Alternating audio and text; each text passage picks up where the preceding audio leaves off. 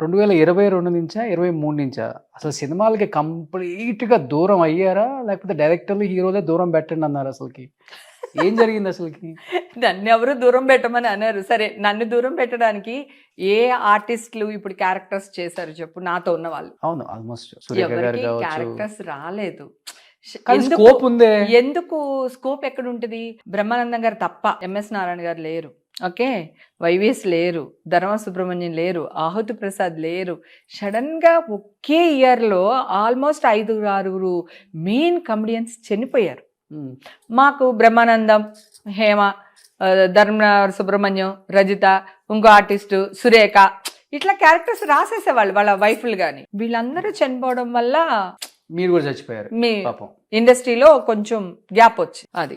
So తర్వాత బ్రహ్మానందం గారికి కూడా కొంచెం ఆయన కూడా సినిమాలు తగ్గించుకున్నారు ఏదో జరిగింది మొత్తానికి. అలా అలాగా క్యారెక్టర్స్ రాలేదు.